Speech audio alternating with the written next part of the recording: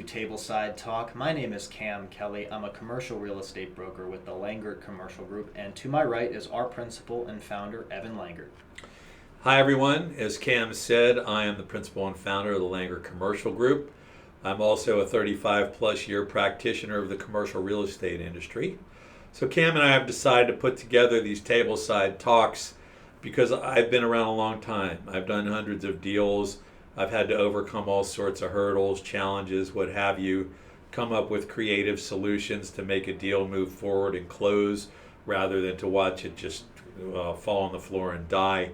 So our hopes here are to take some of the information, some of the situations, some of the topics that I've run into that come up time and time again, and to impart some knowledge, some experience to you in the hopes that they'll help you with your, whether it's this commercial real estate transaction that you're doing or maybe one in the future.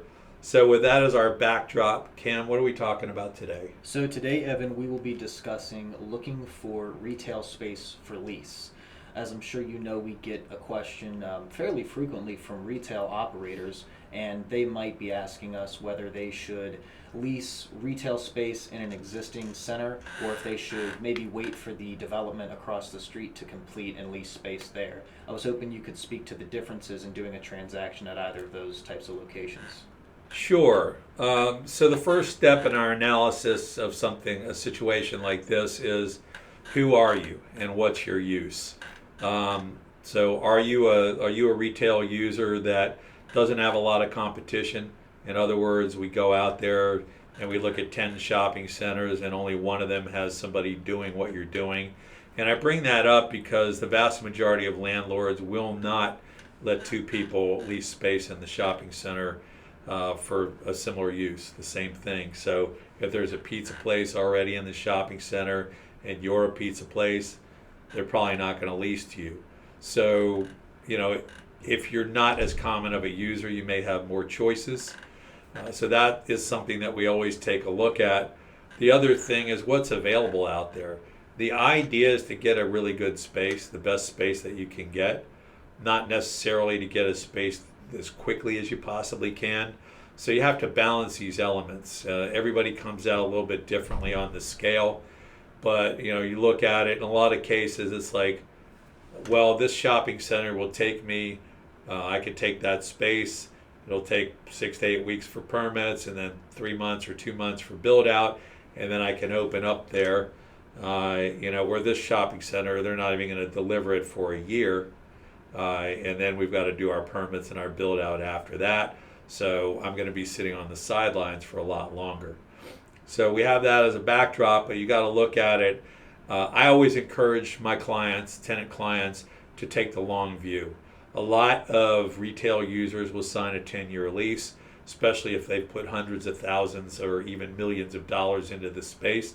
They want to be locked in with their annual increases rather than to have to exercise an option at market rents, which may be really higher, especially in inflationary times. What I don't like to see my tenant clients do is to go ahead and sign a lease because they want to get open as quickly as they possibly can, and then a year and a half, 2 years later, they're not doing well because they're not in a good location.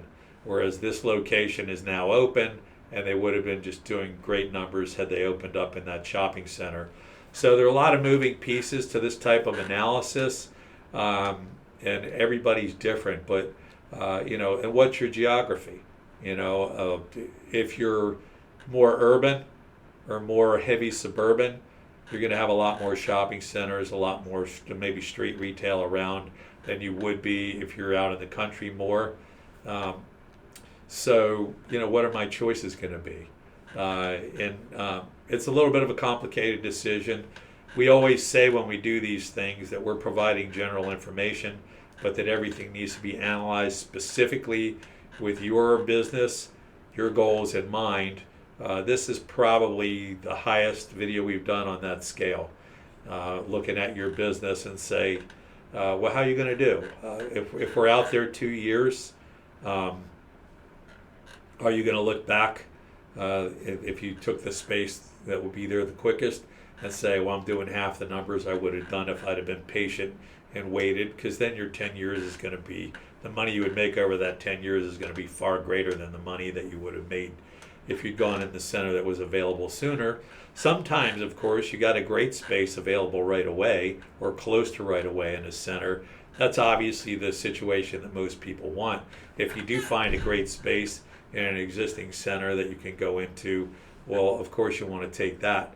But if you want to wait, because this is markedly better than this space that I could get right now, I always encourage that.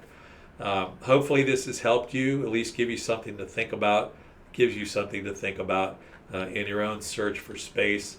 Again, Cam and I always give general information on these things. Your situation, especially on this topic, is very specific.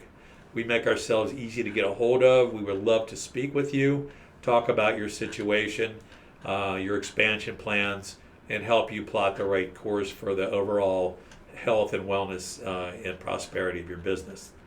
With that, we'll sign off and say have a great day. Thanks so much, everyone. Bye.